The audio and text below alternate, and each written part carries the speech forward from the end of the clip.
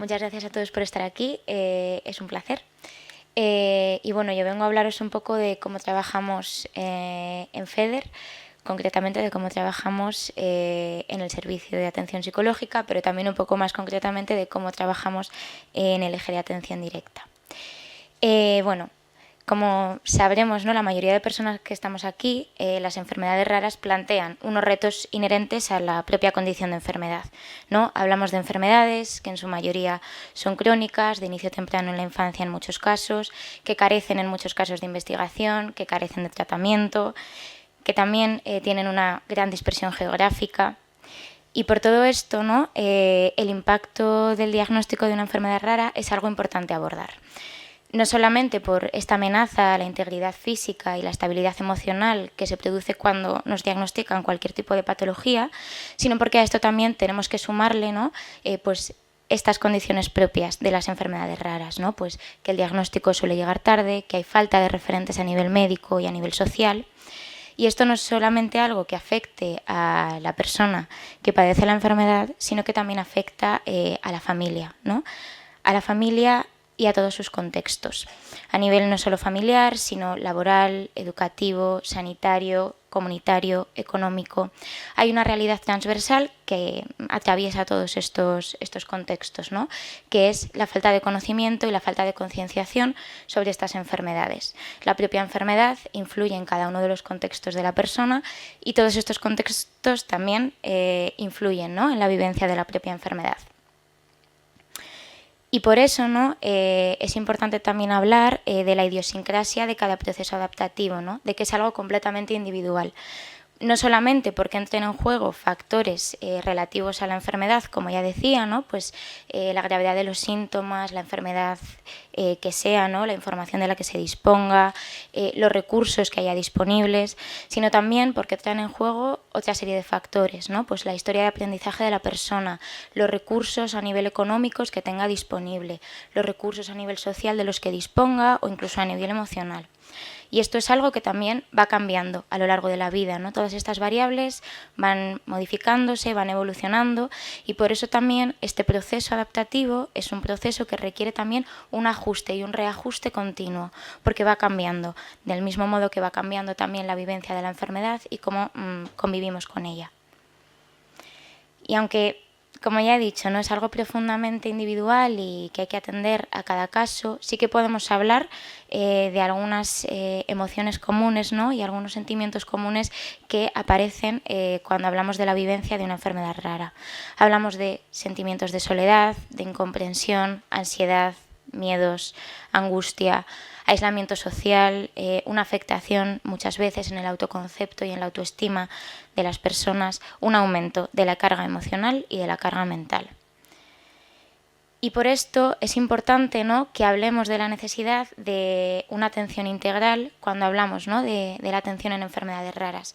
Y con esto me refiero, ¿no?, a una atención integrada, es decir, a una coordinación entre los diferentes profesionales y entre los diferentes servicios que atienden a cada persona, a una atención que tenga en cuenta el cuidado de todas las áreas de la vida de la persona, de todos esos circulitos que os mostraba antes, y a una atención integral en la salud, que no implica solamente la promoción de la salud, sino también la prevención de complicaciones en la enfermedad, la recuperación y el acompañamiento también en la rehabilitación.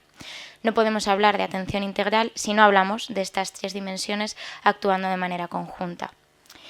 Y esto es un poco la manera que tratamos de trabajar en FEDER, ¿no?, un poco desde el marco desde el que tratamos de movernos. Para quien no nos conozca mucho o no esté muy familiarizado con nosotros, la Federación Española de Enfermedades Raras somos una organización sin ánimo de lucro de ámbito nacional que nació con el objetivo, ¿no?, de visibilizar el problema de salud pública que suponían las enfermedades raras y de tratar, ¿no?, de mejorar la calidad de vida de las personas que conviven con esta realidad. Actualmente la federación está formada por 422 miembros activos, que son asociaciones, federaciones, fundaciones, socios individuales. Todos estos miembros representan más de 1.500 patologías de baja prevalencia y representan a más de 114.000 personas.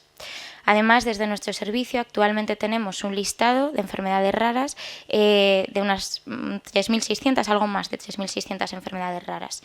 Y este listado, ¿no?, de estas enfermedades que tenemos corresponde a las enfermedades por las que nos han consultado en algún momento. ¿Y qué hacemos desde la atención directa de FEDER, ¿no?, que es desde el eje desde donde trabajamos con las familias y con pacientes? Pues bueno, nuestro objetivo principal es tratar de mejorar la calidad de vida de las personas que nos consultan. Este eje está formado por dos servicios, por el servicio de información y orientación y por el servicio de atención psicológica. ¿Y quiénes son las personas destinatarias de nuestra atención? Pues como ya he dicho, ¿no?, pacientes, familias también, pero también estudiantes, profesionales, entidades, todas aquellas personas en definitiva que nos consulten sobre alguna enfermedad rara o sin diagnóstico. Y nuestras atenciones, ahora las explicaré más detalladamente, ¿no?, pero van desde atención a nivel individual, a nivel psicológico, hasta atención a necesidades educativas, orientación en consultas jurídicas, derivación a profesionales. Para que sirva también un poco de marco, ¿no?, he traído algunos de los datos que manejamos desde el servicio, desde el eje de atención directa concretamente, y desde el 2019 hasta el primer trimestre de este 2025, en total hemos atendido a más de 39.000 personas. 1.750 de estas eran profesionales y en total más de 75.600 consultas han sido atendidas hasta este primer trimestre del 2025. Y concretamente dentro del servicio de atención psicológica también he traído un poco este barrido desde el 2019 hasta ahora, donde sí que podemos ver, ¿no?, que hay un nivel ascendente, ¿no?, en el número de atenciones individuales que vamos realizando, ¿no?, desde el 2019 hasta ahora, hasta el 2025. ¿Y cómo trabajamos, ¿no?, desde FEDER? Pues como ya he dicho, somos dos servicios los que componemos la atención directa de FEDER, el servicio de información y orientación y el servicio de atención psicológica. Somos un equipo multidisciplinar de 19 profesionales de diferentes áreas, ¿no?, del trabajo social, de la psicología, la pedagogía, la biología. Además de esto, contamos también con la colaboración de un comité científico asesor conformado por 29 personas expertas en diferentes materias a nivel clínico, farmacológico, terapia ocupacional, neuropsicología. Y también contamos con una serie de alianzas que nos brindan un poco pues también apoyo y a las que consultamos en momentos determinados. Nuestra intervención parte de la premisa, ¿no?, de que se va a realizar dentro del ámbito sociosanitario, de cómo la enfermedad va a afectar al ámbito más social de la persona. Y del mismo modo que podríamos decir un poco que la enfermedad y la vivencia de la enfermedad afecta a 3 niveles, nuestro abordaje y nuestra intervención también actúan en esos 3 niveles. Por un lado, a nivel cognitivo, facilitando, ¿no?, información y aumentando el conocimiento sobre la propia enfermedad. Por otro lado, a nivel emocional, ¿no?, realizando un acompañamiento en todo este proceso de búsqueda de información y en todo este proceso de vivencia de la enfermedad. Y a nivel conductual, en tanto en cuando, ¿no?, todas estas intervenciones también generan un cambio en la forma de vivir y de convivir con la enfermedad. ¿Y por qué os explico, no, todo esto y por qué hablo también del servicio de información y orientación estando en una jornada como la que estamos? Pues porque realmente no podemos entender bien el trabajo del servicio de atención psicológica sin tener en cuenta lo que hace también el servicio de información y orientación y cómo trabajamos, porque trabajamos de manera absolutamente coordinada. Sí que es cierto que dentro del servicio de atención psicológica no solamente nos coordinamos a nivel interno dentro del eje de atención directa, sino que también muchas veces nos coordinamos con otras compañeras que no están dentro de este eje, si se da el caso y si hay necesidades para ello, o incluso también nos coordinamos con recursos externos. Pero la coordinación entre el servicio de información y orientación y entre el servicio de atención psicológica, es una coordinación constante, muy coordinada, valga la redundancia, y que se da continuamente durante todo nuestro trabajo. No solamente atendemos consultas a nivel individual, ¿no?, de manera conjunta dentro del servicio de atención psicológica y dentro del servicio de información y orientación, sino que también tenemos reuniones de coordinación que nos permiten no solamente coordinar casos, sino también coordinar nuestro propio trabajo a todos los niveles, y también elaboramos procedimientos conjuntos, ¿no?, que nos permiten pues ir un poco de la mano cuando hablamos del abordaje de algún caso. Y por esta razón no puedo explicar en qué consiste el servicio de atención psicológica de FEDER sin explicaros un poquito antes también en qué consiste el servicio de información y orientación, para que podáis también entender la manera en la que nos coordinamos, ¿no? Voy a empezar por el servicio de información y orientación. El objetivo principal de este servicio, ¿no?, es dotar de información de calidad sobre enfermedades raras o sobre el proceso diagnóstico a las personas que nos consultan. Actualmente el Servicio de Información y Orientación es la única línea de atención integral que hay para personas con enfermedades raras en España y está en la cabeza, ¿no?, de la Red Europea de Líneas de Ayuda en Enfermedades Raras. En este servicio se atienden casos individuales, no solamente con consultas sociosanitarias, ¿no?, sino, como he dicho también un poco antes, consultas educativas, consultas a nivel jurídico. También atendemos consultas sobre casos sin diagnóstico. Una vez que llega la persona al servicio, se identifica su necesidad y a partir de esta identificación, ¿no?, tanto de la necesidad explícita como muchas veces también de la implícita, se analiza y se actúa en consecuencia. ¿Y qué hacemos? No solamente, ¿no?, facilitar información a quienes nos consultan. También realizamos una búsqueda, un análisis continuo de recursos y de especialistas de referencia, y tenemos una base que vamos actualizando, ¿no?, de todos estos recursos, y lo vamos grabando, ¿no?, en función de patología, de grupo, para poder disponer de todos estos recursos a lo largo de nuestro trabajo, tanto dentro del servicio de información y orientación como dentro del servicio de atención psicológica. Además, también realizamos, ¿no?, una identificación de las necesidades de las personas que nos consultan para ir evolucionando pues durante todo nuestro trabajo. Aquí os traigo también algunos de los tipos de consulta más frecuentes, ¿no?, que solemos atender. Pues como ya decía antes, información sobre la patología, contacto con asociaciones de referencia de alguna patología, facilitar, ¿no?, redes de contactos de pacientes, informar, orientar acerca de atención temprana, procesos laborales, de discapacidad, de dependencia. Y ahora sí, paso a hablaros más concretamente del servicio de atención psicológica. El objetivo fundamental de este servicio es acompañar a las personas durante el proceso de enfermedad o del proceso diagnóstico, tratando de minimizar lo máximo posible el impacto que supone, ¿no?, la enfermedad. Como decíamos, ¿no?, pretendemos facilitar este proceso de cambio que supone la vivencia con la enfermedad, tratando de dotar a las personas que acuden al servicio de las herramientas necesarias, ¿no?, para favorecer esta convivencia con todo el proceso.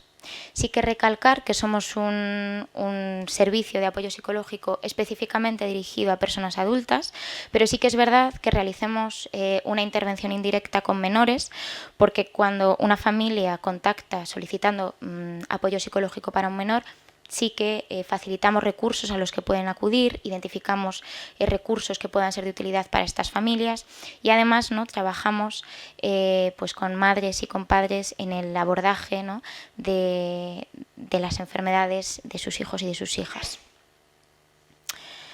Aquí os traigo también algunos de los motivos de consulta que solemos atender: el impacto del diagnóstico, el impacto del no diagnóstico en casos, ¿no?, donde no hay diagnóstico aún, todo lo relacionado con el sistema familiar y social, con aspectos intrapersonales, con situación laboral, todo aquello que esté relacionado con el propio proceso de enfermedad o de búsqueda diagnóstica. Y nuestra intervención va mucho más allá que la propia atención individual o atención grupal que también realizamos, ¿no?, sino que empieza, ¿no?, nuestro trabajo desde que recibimos un caso, desde que alguien contacta con nosotras. Y este primer paso, ¿no?, puede llegar de muy diversas formas. Bien de forma directa, porque la persona contacta directamente con nuestro servicio de atención psicológica a través de las vías pertinentes, o bien por derivación interna, ¿no? Porque una de las profesionales del Servicio de Información y Orientación ha identificado esta necesidad y entonces ha trasladado esta posibilidad a las familias y a partir de ahí las familias acceden. En estos casos, ¿no? Cuando es una de nuestras compañeras del Servicio de Información y Orientación quien detecta esta necesidad, pues a nosotras, ¿no? Nos traslada pues los datos de contacto para poder contactar con esta persona y el motivo principal de consulta. Y a partir de ahí nosotras iniciamos lo que podríamos decir que es la recogida de datos y el análisis de casos. Cuando hacemos atención individual, esta atención la hacemos mediante un plan personalizado de intervención que se elabora, pues como bien he dicho, ¿no? Después de esta valoración inicial del caso, después de toda esta recogida de información inicial y también a nivel general. Sí que decir también que el servicio de atención individual es un servicio de apoyo puntual. Trabajamos durante un periodo de tiempo concreto para la consecución de unos objetivos muy concretos también relativos, ¿no? a la convivencia con la enfermedad. Y esto también para trabajar un poco acorde al objetivo que yo planteaba inicialmente, ¿no? Que es promover la adquisición de herramientas para que la persona pueda manejarse en el momento vital que se encuentra con la enfermedad. La temporalización de nuestras sesiones sí que es verdad que va un poco también a criterio profesional, pero bueno, suele ser quincenal, mensual, planteando en algunos casos también sesiones más espaciadas de seguimiento, incluso habiendo terminado ya el propio proceso terapéutico. La atención grupal, que es algo que también realizamos desde el servicio, la hacemos de dos maneras. A través de nuestros talleres de apoyo psicológico, que son talleres psicoeducativos, ¿no? que se plantean como talleres monográficos de una sola sesión, aproximadamente 2 horas de duración, y durante esta sesión, ¿no? se trabaja sobre una temática concreta. Y estas temáticas son muy diversas, ¿no? Os pongo aquí algunas de las que realizamos o hemos ido realizando. Y las temáticas que elaboramos en cada taller también se deciden tras un análisis, ¿no? que se realiza a lo largo de todo el año anterior de los talleres que ya hemos realizado, de las necesidades que hemos ido identificando a lo largo de nuestro trabajo. Con este análisis que vamos haciendo y con esta evaluación, pues a final de año, ¿no? planteamos qué talleres vamos a realizar en el año anterior. Estos talleres también se plantean no solamente como talleres psicoeducativos, sino como espacios también participativos y también un poco de acompañamiento, ¿no? de compartir ciertas experiencias. Y también por eso los planteamos en grupos reducidos, ¿no? de unas 6 o 12 personas, para dar ese espacio, ¿no? a que las personas no solamente puedan practicar de manera más activa lo que vamos planteando en el taller, sino para también que se pueda generar un diálogo entre las personas que acuden a nuestros talleres. Y por otro lado tenemos los grupos de ayuda mutua, que también se plantean como grupos reducidos, también un poco por esto, ¿no? por servir de un espacio verdaderamente participativo y de acompañamiento. El objetivo de estos grupos, ¿no? es crear una red de motivación, de soporte emocional y también un poco de contacto entre familias y entre pacientes que viven realidades similares. Estos grupos de ayuda mutua sí que son algo más multitemáticos, ¿no? porque se plantean durante entre 4 o 5 sesiones. Una vez al mes se reúne el grupo y a lo largo de estas sesiones se van abordando, ¿no? diferentes temáticas de interés al grupo en cuestión, ¿no? Y digo también al grupo en cuestión porque los grupos de ayuda mutua realmente pueden ser de muy diversos tipos. Realizamos grupos de ayuda mutua más específicos para entidades que nos solicitan específicamente, ¿no? la realización de un grupo de ayuda mutua, pero también grupos específicos de patologías o de temáticas, pues grupos de ayuda mutua para mujeres portadoras, para enfermedades que cursan con dolor crónico, para mujeres afectadas por una enfermedad rara pero que también son cuidadoras. Y además de esto, ¿no? tenemos también grupos de pacientes, de familiares, grupos mixtos. Y también tenemos una colaboración con el Máster de Autoliderazgo y Conducción de Grupos de la Universidad de Barcelona, que también nos permite ampliar un poco, ¿no? la cantidad de grupos que podemos hacer, pues por recursos humanos básicamente, ¿no? Entonces también en colaboración con este máster se llevan a cabo también un par de grupos. Y nuestras modalidades de atención, tanto a nivel individual como a nivel grupal, son presencial, online Y sí que es cierto que en la atención individual también damos la posibilidad de tener modalidad telefónica para las personas que tienen más difícil acceso a la modalidad online. La modalidad presencial, en ambos casos, ¿no?, se da en todos los centros de trabajo de FEDER donde hay una psicóloga en atención directa, y la modalidad online, en ambos casos, es a nivel nacional. Es esta modalidad también, ¿no?, un poco la que nos permite dar cobertura nacional, atendiendo también a esta dispersión geográfica tan frecuente, ¿no?, en las enfermedades raras, y también la que nos permite muchas veces adaptarnos a las necesidades de cada paciente, ¿no?, que no siempre igual se puede acudir al centro por sintomatología o por dificultades de conciliación. Entonces, bueno, de esta manera podemos abarcar, ¿no?, y englobar un poco pues toda la realidad. Además, en la atención grupal, que esto no lo he dicho, todos los talleres que realizamos, por ejemplo, los hacemos tanto presenciales como online, ¿no? De esta manera permitimos que cualquier persona pueda acceder al mismo taller. Y los grupos de ayuda mutua, por ejemplo, sí que suelen realizarse más online, pues también un poco por esto, ¿no?, pues por la dispersión geográfica, por las dificultades que hay muchas veces. En el caso de la atención individual, pues suele ser algo más mixto y nos vamos adaptando en función de cada caso.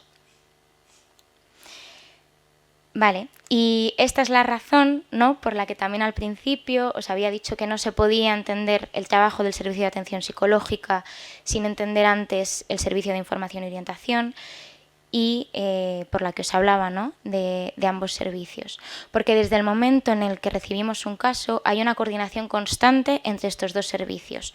Como ya he dicho, ¿no?, el caso puede venir directamente hacia nosotras, pero también muchas veces viene porque una de nuestras compañeras del servicio de información y orientación ha detectado esta necesidad.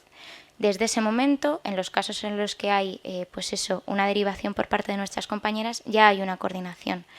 Esta coordinación ocurre aquí, pero también ocurre en el análisis de casos, ¿no?, para esta propuesta de intervención, porque bien la persona que acude al servicio de atención psicológica ya está siendo atendida por otra compañera del servicio de información y orientación, y entonces es necesario que nos coordinemos para conocer el conjunto del caso.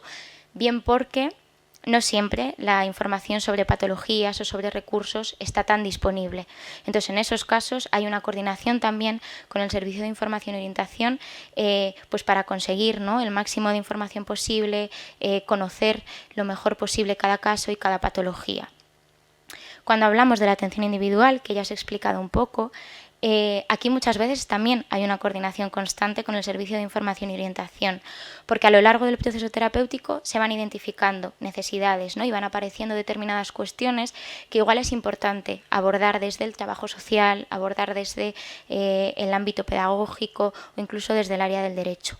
Y en esos casos siempre hay una coordinación con cada una de nuestras compañeras para poder dar una atención lo más global posible en cada caso. Incluso en algunos casos, ¿no?, en los que vemos que hay recursos que igual pueden atender de manera más concreta la necesidad de la persona, pues bien porque hay entidades profesionalizadas específicas de una patología, o bien porque la demanda no está directamente relacionada con la enfermedad rara, entonces valoramos que puede haber otros recursos que se adecúen mejor. Pues incluso en estos casos, ¿no?, también hay una coordinación con el servicio de información y orientación. Por lo que decía, ¿no?, porque hay una continua búsqueda de recursos, hay un continuo compartir de todos estos recursos y de conocer y también de hacer seguimiento de cada uno de los recursos que vamos utilizando, pues para saber, ¿no?, que son los adecuados. ¿Y qué nos permite trabajar bajo este modelo? ¿Qué nos ha permitido, ¿no?, y qué nos sigue permitiendo? Porque nuestro trabajo es continuo y estamos siempre en continua revisión y mejora. Pues hasta ahora, ¿no?, nos ha permitido generar planes de actuación específicos para colectivos vulnerables, tanto por situación social, familiar, personal como por patología. Nos ha permitido desarrollar y seguir desarrollando protocolos específicos para atención a casos sin diagnóstico, para detección de necesidades de prestaciones, para atención a personas con dolor crónico, personas en periodo perinatal. Y eso también nos ha permitido desarrollar proyectos específicos. Actualmente tenemos un proyecto de perspectiva de género, también un proyecto de patologías especialmente vulnerables, y todos estos proyectos y estos protocolos realmente son fruto, ¿no?, de una identificación de necesidades conjunta de varios ojos desde diferentes áreas mirando a un mismo punto. Esto, en definitiva, ¿no?, nos permite, dentro de la atención directa de FEDER, dar una respuesta global e integrada, no solamente a las necesidades médicas, sino también emocionales, sociales, legales. Una atención centrada, ¿no?, en los derechos y en la calidad de vida de las personas. Una atención más eficaz, en definitiva, ¿no?, y ayudar también a promover la autonomía y la toma de decisiones informada de las personas que contactan con nosotros. Nos permite también contribuir, ¿no?, en la prevención del desgaste familiar y emocional, que es algo que acompaña muchas veces a las familias y a los pacientes que tienen que convertirse, ¿no?, en gestores y en mediadores de todas las citas y de todas las diversas especialidades a las que tienen que acudir. Y dentro del propio equipo profesional nos permite una comunicación más fluida, realizar intervenciones coherentes y complementarias mediante una toma de decisiones conjunta.